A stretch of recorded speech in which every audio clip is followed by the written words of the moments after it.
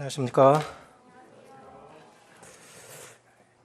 한 주간 열심히 사시고 또 주님 앞에 나오신 우리 성도님들을 축복하시기를 원합니다. 시편 40편 보시겠습니다.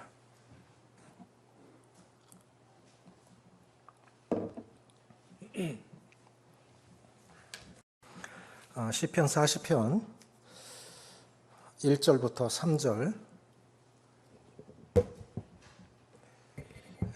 같이 읽으시겠습니다. 시작. 내가 여호와를 기다리고 기다렸더니 귀를 기울이사 나의 부르짖음을 들으셨도다.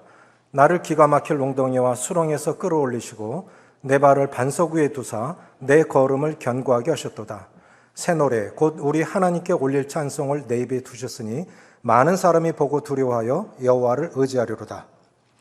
인내의 과정을 통해 배우게 되는 교훈들이라는 제목으로 말씀을 드리길 원합니다. 사람이 살아가면서 착각하는 것이 한두 가지가 아니지만 사람이 살아가면서 상반된 착각을 하는 것이 두 가지가 있다고 그래요. 그것이 뭐냐면은 하나는 잘 될 때 계속 잘 될 것이라고 하는 착각. 두 번째, 굉장히 어려울 때 이 어려움이 끝나지 않을 것 같은 생각. 그 두 가지 생각을 갖고 산대요. 그런데 이 창세기에 보면 요셉이 바로에게 가서 바로가 꾼 꿈을 해석하지 못할 때 이런 얘기를 합니다. 7년 풍년이 올 것입니다. 그리고 7년 흉년이 올 것입니다. 그러니까 7년 풍년 때 7년 흉년을 대비하십시오. 그런데 이것이 인생의 원리인 것 같아요. 형통한 날이 있고 곤고한 날이 있습니다. 그래서 형통한 날에는 기뻐하고 곤고한 날에는 뒤를 돌아보아라. 낮과 밤이 있습니다.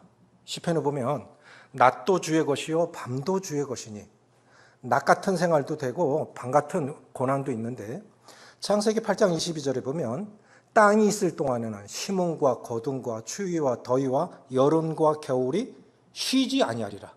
인생이라는 것은 낮과 밤이 반복적으로 순환, 이 사이클이 되어져서 계속 순환 반복되어지는 것 같아요. 작년에 애기들이 많이 태어나서 참 감사한데 하나를 키우든 둘을 키우든 애 키우느냐고 부모들이 짤짤맵니다. 언제나 클래. 참 힘들어해요. 옛날에 혼자서 둘, 셋들 잘 키워내는데 부모만 힘든 게 아니라 할아버지, 할머니들도 힘들어요. 저도 짤짤맵니다. 애 둘에 몇 명이 매달리는 한 5, 6명 매달리는 것 같아요. 그래도 저녁이 되면 힘들어 죽겠어요. 그럼 항상 힘들 것일까요? 금방 커요. 또 금방 커요. 그래서 우리가 기억해야 할 것은 뭐냐면 풍년이 있고 흉년이 있다는 거예요. 그럼 인내에 이 기다리다 보면 하나님의 은혜를 경험하게 되는데 인내의 과정이 그리 쉽지가 않습니다. 인내의 덕목이 중요한 이유는 뭘까요? 우리는 왜 참아야 될까요? 사람에 대해서 왜 기다려야 할까요? 아이 키워놓고 뻥튀기처럼 빵 튀기면 얼마나 좋겠어요. 아이고 너 언제 인간 될래? 얼마나 기다려야 될까요? 그래도 결혼해서 애들 낳고 나니까 참 잘하대요. 보람이 있어요. 참 잘한다. 참 잘한다. 자녀들도 자기 자녀들을 낳아 보니까 내 부모도 나를 이렇게 키웠겠지. 그래서 사람이 그 나이가 돼야만 깨달아지는 진리가 있고 경험해봐야 깨달아지는 진리가 있어요. 그렇지 않고 못 깨닫는 거예요. 자, 이 인내의 덕목이 중요한 이유는 뭘까요? 굉장히 참는다는 것. 여기서 지금 다윗의 시인데 내가 여호와를 기다리고 기다렸더니 이게 이제 절박한 상황 속에서 얼마나 힘들었으면 한 번만 기다렸다고 하면 되는데 기다리고 기다렸더니 여호와께서 귀를 기울이시고 내 부르짖음에 응답하셨도다. 이 인내의 덕목이 왜 중요한 것일까요? 성경은 이것을 굉장히 중요하게 생각하고 말씀하고 계십니다. 인내의 덕목이 중요한 이유는 이것이 성숙의 증거가 되기 때문입니다. 미숙한 사람들은 못 참아요. 나이 든 사람은 참아냅니다. 물론 온전하진 않지만 사람을 기다려주고 사람을 참아요. 그래서 끝까지 같이 가죠. 그것이 자기 영광이니까. 하나님 바라시는 거니까. 앞선 분들도 우리를 그렇게 기다려줬으니까. 인내는 성숙의 증거가 됩니다. 야고보는 인내를 성숙의 최고봉으로 꼽았어요. 참는다. 이것을 성숙의 최고봉으로 꼽았습니다. 야고보서 1장에 보면 내 형제들아 너희가 여러 가지 시험을 당하거든. 당한 거예요. 그냥 내가 원한 게 아니에요. 시험이 한두 가지, 색깔이 한두 가지가 아니에요. 내 형제들아 너희가 여러 가지 시험을 당하거든 온전히 기쁘게 여기라. 이는 너희 믿음의 시련이 인내를 만들어내는 줄 알미라. 시련이 없이는 인내를 못 배운다는 거예요. 인내를 온전히 이루라. 이는 너희로 온전하고 구비하여 조금도 부족함이 없게 하려 함이라. 이게 성숙입니다. 성숙. 그래서 성숙은 그냥 얻어지는 게 아니라는 거예요. 저분은 참 영적으로 성숙했다. 인격적으로 성숙했다. 고난을 많이 겪었다는 뜻이에요. 인내가 없이는, 믿음의 시련이 없이는 인내는 만들어질 수가 없는 거예요. 또, 사도 바울은 이렇게 고백하고 있죠. 인내를 영적인 성령의 열매 중에 하나로 봤어요. 갈라디아서 5장에 보면 오직 성령의 열매는 사랑과 희락과 화평과 그 다음에 뭐죠? 오래 참음과. 오래 참음과. 그분이 성령의 사람이라는 게 참는다는 게 저분이 성령의 지배를 받고 있지 저분 본성으로는 저 참을 일이 아니야. 한두 맞은 가서 2대 때려줘야 되는 사람인데 저거 잘 참고 있네. 지금 성령의 다스림을 받고 있는 거예요. 그리스도인들이 세상에서 손해보고 사는 거예요. 성숙한 사람이 미숙한 사람 앞에서 지는 거예요. 그래서 인내가 중요한 이유는 이것이 성숙의 증거가 되기 때문이다 하는 것이고, 두 번째는 뭐냐면 인내는 사랑의 증거입니다. 사랑의 증거. 고린도전서 13장에 보면 사랑은 첫째 오래 참고. 사랑은 뭐예요? 사랑은 오래 참고. 그런데 고린도전서 13장을 마지막에 4단어로 쫙 압축시키죠. 사랑은 모든 것을 참으며 모든 것을 믿으며 모든 것을 바라고 모든 것을 견디느니라. 여기 지금 3번이 나와요. 사랑은 모든 것을 참으며 믿으며 바라고 견디느니라. 결국 사랑은 뭡니까? 사랑하니까 참을 수 있는 거예요. 창세기 보면 야곱이 라헬을 사랑하는 거로 7년을 수일같이 여겼더라. 돌보는 것이 기쁜 게 아니라 라헬 때문에 양 목동 일도 즐거웠다는 거예요. 주님이 이렇게 말씀하세요. 이제 베드로에게 주님 마지막으로 이제 베드로에게 뭐라 하시냐면 너 그때 왜 그랬어? 그럼 할 말이 없지요. 너 이제 실수 안 하고 잘할 수 있겠어? 베드로 다 못했을 거예요. 우리에게도 너 이제 실수 안 하고 잘할 수 있겠냐? 그러면 그 길 못 가요. 그 일 못 해요. 근데 주님 우리에게 지금도 말씀하시는 게 너 실수 안 하고 그 일 잘할 수 있겠어? 이렇게 안 물으세요. 그렇게 물으시면 우리 못 해요. 주님 뭐라 하시면 내가 나를 사랑하느냐? 내가 나를 사랑하느냐? 사랑하면 사명적 즐거움으로 할 수 있습니다. 그래서 사명은 곧 주님 사랑하고 직결되어 있는 거예요. 주님 사랑하면 사명도 즐거운 것입니다. 그래서 인내가 왜 중요한 것이냐? 인내는 성숙의 증거요. 성령 안에 살아간다는 증거요. 두 번째는 뭐냐면 사랑의 증거입니다. 사랑이. 그리고 많이 참는다는 게 사랑이 많다는 뜻입니다. 그러면 다윗이 하나님의 도우심을 기다리면서 배운 교훈은 무엇일까요? 첫째는 1절, 2절 같이 읽습니다. 시작. 내가 여호와를 기다리고 기다렸더니 귀를 기울이사 나의 부르짖음을 들으셨도다. 나를 기가 막힐 웅덩이와 수렁에서 끌어올리시고 내 발을 반석 위에 두사 내 걸음을 견고하게 하셨도다. 우리가 쉽게 읽어서 이렇지 지금 다윗이 나를 기가 막힐 웅덩이와 수렁에서 끌어올리시고라는 이 3단어로 연결시킨 이 고난은 정말 힘든, 아마 평생 다윗이 그런 경험 다시 하기를 원치 않는 그런 고난일 것입니다. 구체적으로 이 고난이 무엇인지를 알 수는 없어요. 어떤 분들은 사울 왕에게 쫓기는 상황이라 하고, 어느 분은 블레셋 왕 아기스 왕 앞에서 이제 다윗이라는 신분이 노출이 됐으니까, 탄로가 났으니까 미친 채 하죠. 대문에 기대가지고 침 흘리고 미친 채 하죠. 그래서 살아난. 또 어떤 분은 압살롬의 반역을 피해서 피난길에 올랐을 때의 상황이었을 것이다. 어느 것이든 쉬운 게 아니에요. 왜 이런 과정을 거치게 하셨을까요? 다윗은 왜 이렇게 기가 막힌 웅덩이와 수렁이라는 과정을 거쳐야 됐을까요? 겸손을 배우지 않고는 하나님의 사람으로 쓰임받을 수가 없습니다. 겸손은 쓰디쓴 인내의 과정을 통해서만 배울 수 있는 것 같아요. 그래서 그 사람은 겸손하지 않다. 고난의 과정을 거치지 않았다는 뜻입니다.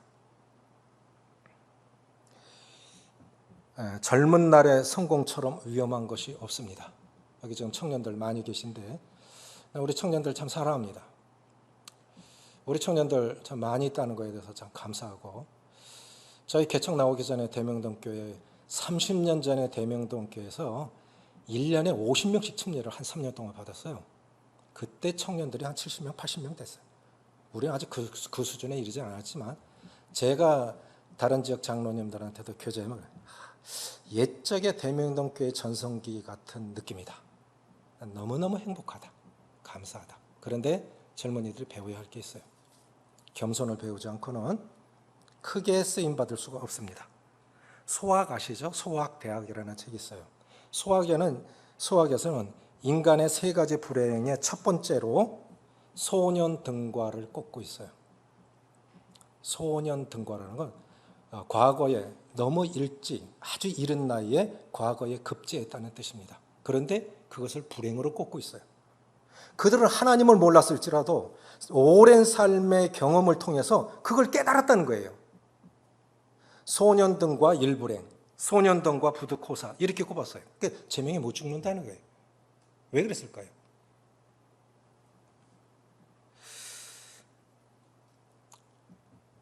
인격이 다져지지 않은 가운데서 일찍 직분이 주어지면 사람을 많이 다치게 해요. 스스로 나락으로 떨어질 수가 있어요. 그래서 성경에서도 장로들을 세울 때 시험에 보고 그렇게 말씀하고 계시지 않습니까?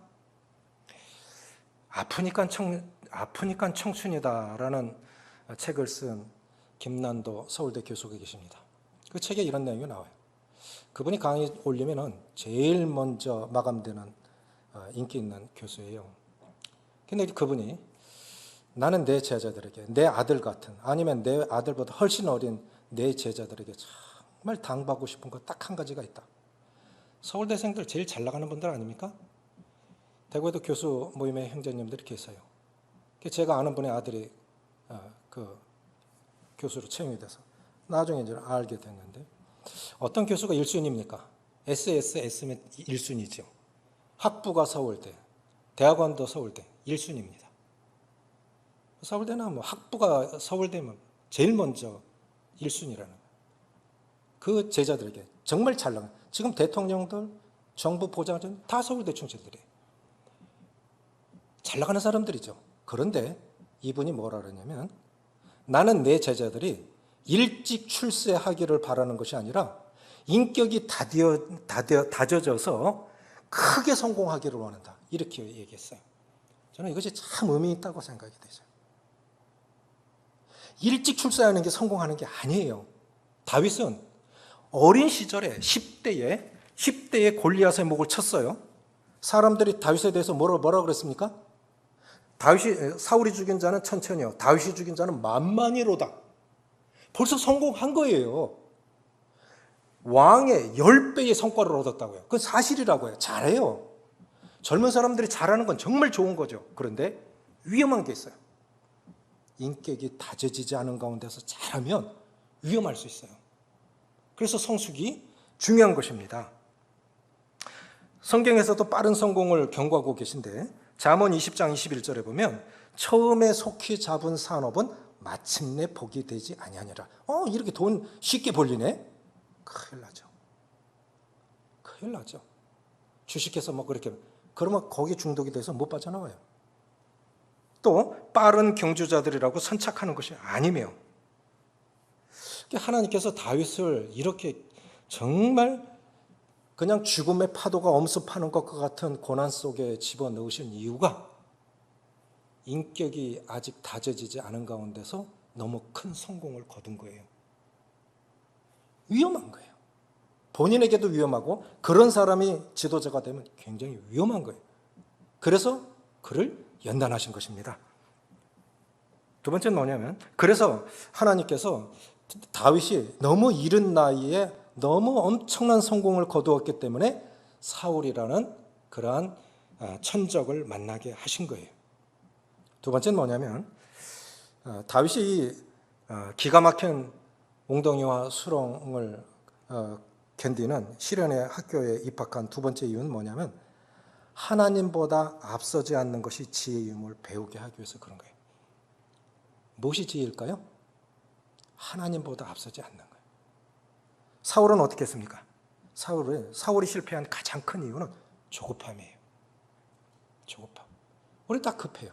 어쩌면 이 시대에는 중독에 사로잡힌 시대 같아요. 5G, 6G. 하여간 뭐 느리면 못 살아요. 그렇죠? 옛날에는 그거 없이도 잘 살았는데 지금 답답해서 못 살죠. 속도에 중독이 된 시대인 것 같아요. 그리스도인들도 그렇습니다. 응답도 빨리 하면 안 되면 안 돼. 그 시대와 문화가 그리스도인들에게도 영향을 미친 거예요. 그런데 인생은 속도로 되어지는 것이 아닙니다. 사울이 실패한 이유가 조급함에 있어요. 왜 조급해지는 것일까요? 우리는 왜 조급해지는 것일까요? 두 가지 이유가 있다고 봐요. 첫째는 하나님을 신뢰하지 못해. 하나님을 신뢰하지 못해. 하나님이 약속 주셨으면 교회도 하나님이 이끌어가요. 내가 내 교회를 이 반석위에 세우리니 음부의 권세가 이기지 못하라. 주님이 하셔요. 근데 사람을 통해 하시는데 우리가 주님보다 앞서갈 때가 있어요. 조지 뮬러의 인생 좌우명이 세 가지예요. 하나님보다 앞서지 말자. 성령보다 앞서지 말자. 기도보다 앞서지 말자. 이것이 조지 뮬러의 세 가지 인생 좌우명이에요. 저도 가끔씩 이걸 새깁니다.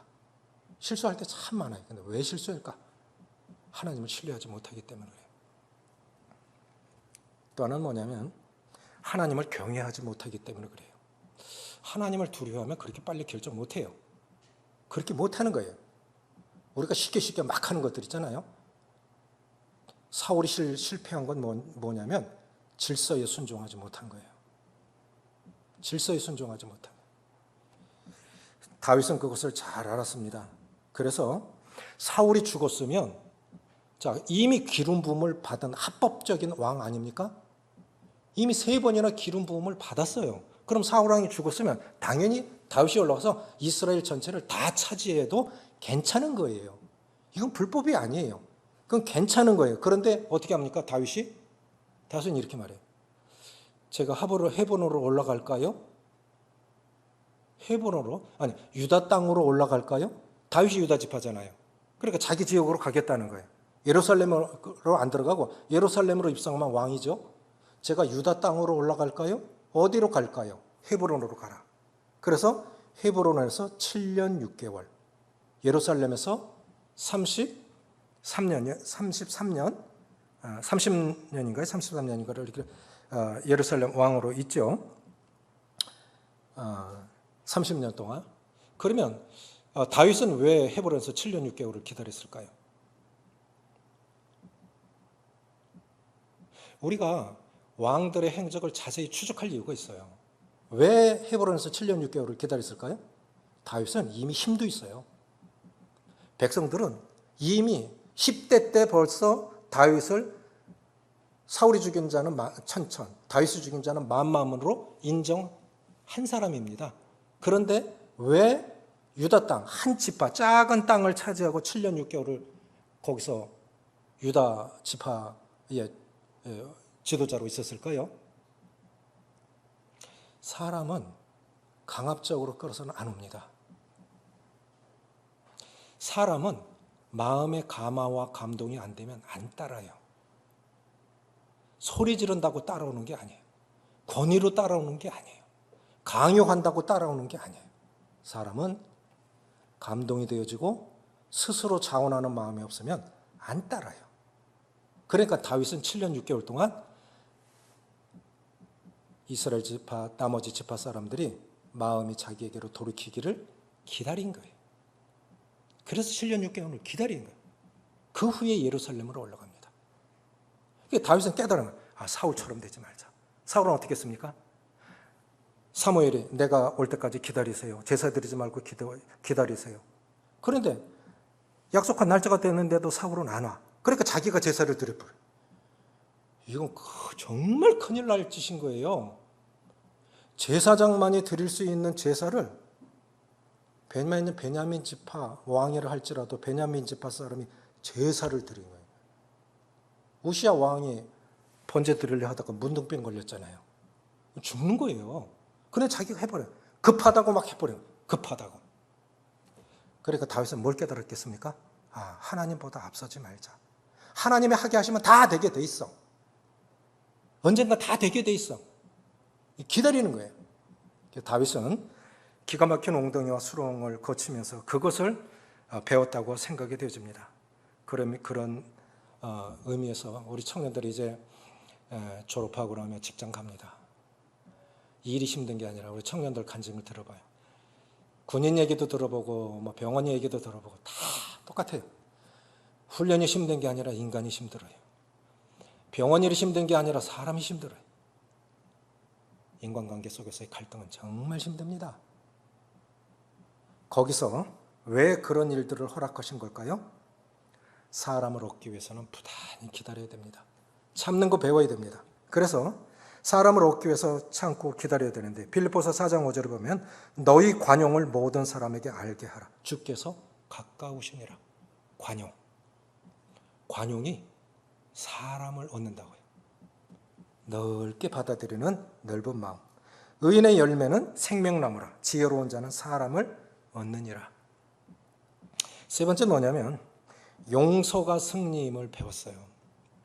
우리가 이제 이렇게 고난 속에서 오래도록 이렇게 인내하다 보면 복수하고 싶은 쓴뿌리가 우리 타락한 본성을 갖고 있기 때문에 그래, 저 사람 나한테 왜 저랬지? 왜 나한테만 저런 일 자꾸 시키지? 그것이 때로는 부모일 수도 있어요. 우리 아빠는 왜 이러지? 저 사람은 왜 저래? 그게 남편일 수도 있어요. 아내일 수도 있고. 참고 기다리다 보면 복수하고 싶은 원한을 갖는 그러한 감정이 일어날 수도 있습니다. 이거 정말 조심해야 돼요. 복수하고 싶은 마음, 이건 주님이 주신 마음이 아닙니다. 실현의 과정을 거치면서 요셉이 어떤 사람으로 변했습니까? 요셉이 17세 때 꿈을 꾸죠. 30세 때 총리가 됩니다. 몇 년을 훈련했습니까? 13년. 그 기간 거치면서 어떤 사람으로 변했어요? 자, 17살짜리를, 17살이면 고등학교 몇 학년이에요? 예? 1학년이에요? 고등학교 1학년짜리를 아버지 같은 형들이 팔아먹었어요. 노예로 팔아먹었다고요. 그러면 이 사람에게 받은 상처는 참 오래갑니다. 정말 오래갑니다. 어떤 마음이 들었을까요? 그거 쉽게 용서가 되는 게 아니에요. 그런데 하나님께서 시련의 용광로 속에 요셉을 넣어가지고 그 쓴 아주 안 좋은 것들 다 없어지게 했어요. 마지막에 창세기 50장 가니까 형들이 와서 아버지가 돌아가실 때 우리를 용서하라고 하셨어요. 없는 말 꾸면서 보복할까 봐. 그러니까 요셉이 형들의 말을 듣고 울었더라. 형들은 아직도 나를 모르나? 충분히 내가 그럴 능력도 있고 권한도 있고 하지만 형들은 내가 이미 마음으로 용서한 걸 모르나? 왜 울었을까요? 난 그런 마음 없어. 형들은 왜 지금도 불안해하지? 내가 당신들과 당신들의 자녀를 기르리이다. 그리고 간곡한 말로 위로하였더라. 우리가 시련을 진짜 깊은 용광로 속에 안 들어가니까 용서가 안 되는 거예요. 나 같은 사람도 주님이 용서하셨다면, 나 같은 사람도 용서하셨다면, 그 사람이 나한테 잘한 게 더 많지. 나는 남에게 잘못한 거 없을까? 그러면 용서 못할 게 없는 거예요. 그러니까 왜 용서가 안 되는 것일까요? 시련의 용광로에서 아직 녹아지지 않았기 때문입니다. 사무엘하 9장 1절에 보면 다윗이 노년에 한 사람을 찾습니다. 누구죠? 사람을 찾습니다. 이산가족 사람을 찾습니다. 라고 세계 언론이 그냥 특집으로 내보냈던 때가 있죠. 엄청나게 많이 찾았어요. 사람을 찾습니다. 다윗이 한 사람을 찾아요. 누구죠? 무비보셋이에요. 다윗 왕이 늙어서 한 사람을 찾아요. 그게 누구라고요? 무비보셋이 어떤 사람입니까? 사울 왕의 손자라고요. 철천지 원수. 그 시대의 이 원수들은 삼족을 멸하죠. 삼족을. 다 죽었어야 됐어요. 그런데 다윗이 어떻게 합니까? 무비보셋을 찾아요. 그리고 왕의 상에 앉혀요. 그래서 진정으로 그 사람이 어떤 사람이냐 하는 것은 인내의 과정을 잘 통과했고 성숙한 사람이고 영적인 사람이면 용서가 다 돼야 되는 거예요. 그래서 다윗이 기가 막힐 웅덩이와 수렁을 이 시련의 과정을 거치면서 배운 교훈, 첫째, 겸손이 참된 지혜임을 배웠고 하나님보다 앞서지 않는 것이 지혜임을 배웠고 용서가 지혜임을 배웠습니다. 인내가 왜 중요한 것입니까? 인내는 성숙의 증거입니다. 성령의 사람이라는 증거입니다. 그리고 그 사람은 하나님을 사랑하는, 하나님을 사랑하지 않고는 사람 사랑할 수 없어요. 사람을 사랑한다고 하는 것은 그 속에 하나님의 사랑이 있다는 뜻입니다. 인내하는 건 참 중요한 거예요. 시련의 과정을 거치고 있는 우리 성도님들, 시련 안 끝났어요. 주님 나라 가는 날까지 어떤 시련이 어떤 색깔로 다가올는지 아무도 몰라요. 우리 교회 아픈 분들이 참 많아요. 아직 얘기 못 드리겠지만 참 기가 막힌 색깔들로 찾아와요. 그게 나한테 안 온다는 보장 없어요. 아무도 몰라요. 관 속에 들어가기 전까지는 누구도 장담할 수 없어요. 그러나 그 모든 것 속에서 하나님께서 끝까지 나를 겸손케 하시려고, 그나마 이렇게 살아온 간증 지키게 하시려고, 하나님보다 앞서지 않게 하시려고, 그리고 용서가 무엇인지를 끝까지. 서울대 종양학과 박사님의 책을 읽어봤어요. 종양학과니까 안 박사 아닙니까? 다 죽어가는 사람만 죽어가는 사람 마지막에 봤던 사람인데 하나님 안 믿는 사람이 이런 얘기를 했어요. 동생이 2억을 빌려갔는데 10년인가 20년 동안 연락도 없다가 형이 이제 죽어갈 때 다 되니까 나타난 거예요. 그런데 형 입에서 20년 만에 본 동생한테 뭐라 그랬는지 아세요? 그래, 바꿈지 않고 잘 살고 있냐? 괜찮아, 열심히 살아. 이랬으면 얼마나 좋겠어요. 며칠 뒤에 죽을 사람이 2억 갚아. 그리고 죽었다는 거예요. 별별 사람을 다 봤는데 우리도 있잖아요. 죽는 순간까지 누구 용서 못하고 갈 수 있어요. 그 사람만의 이야기가 아니에요. 이 인내의 과정을 제대로 통과해야 하나님의 영광이 될 수 있다 생각이 되집니다. 40장 3절 9절 읽고 마칩니다. 시작. 새 노래 곧 우리 하나님께 올릴 찬송을 내 입에 두셨으니 많은 사람이 보고 두려워하여 여호와를 의지하리로다. 9절. 내가 많은 회중 가운데서 의의 기쁜 소식을 전하였나이다. 여호와여, 내가 내 입술을 닫지 아니할 줄을 주께서 아시나이다. 그래서 시련의 과정을 잘 통과한 사람의 특징은 뭐냐면 하나님을 찬송하는 거예요. 주님 감사합니다. 그러면서 더더욱 하나님의 은혜가 더 커지는 거예요. 3절에 새 노래. 이건 시련을 통과하기 이전에 불러보지 못했던 노래예요. 새 노래 곧 우리 하나님께 올릴 찬송을 내 입에 두셨으니 많은 사람이 보고 두려워하여 여호와를 의지하리로다. 하나님은 이런 하나님이야. 내가 겪어보니까 하나님은 이런 하나님이야. 두 번째는 뭐냐면 그래서 시련의 과정을 잘 통과하면 새로 경험한 하나님을 찬양하게 되고, 두 번째는 뭐냐면 하나님을 증거하게 돼 있어요. 내가 경험해 보니까 하나님은 이렇더라. 그런 은혜가 우리 모두에게 임하기를 원합니다. 기도하시겠습니다. 아버지 하나님, 인생이라는 두 글자 속에 얼마나 험악한 의미가 담겨 있는지요. 인생을 얼마나 살았든 참 쉽지 않은 굴곡이 있었고 나날들이 있었는데 하나님께서 그 연약한 믿음 붙잡아 주셔서 누군가의 기도로 하나님의 은혜로 여기까지 오게 하신 것 참 감사합니다. 아직도 미숙하고 아직도 조급하고 아직도 누군가가 용서가 되지 않는다고 하면 아직 성숙하지 못하고 성령의 지배 아래에 있지 않다고 하는 뜻인데 주님 도와주셔서 저희들 다윗이 기가 막힐 웅덩이와 수렁의 과정을 거치면서 교훈받았던 그 주님께서 주신 교훈들이 삶으로 인격적 성숙으로 성령의 사람으로 사랑의 사람으로 그렇게 바뀌어져서 내가 이 내 마음에 합한 사람을 만났으니 다윗이라고 했던 것 같이 주님의 마음으로 변화되어서 새로운 하나님을 찬양하고 증거하는 그러한 영광스러운 하나님의 사람으로 살아갈 수 있도록 모두를 축복하시기를 원하며 우리 주 예수님의 이름으로 감사하며 기도합나이다. 아멘.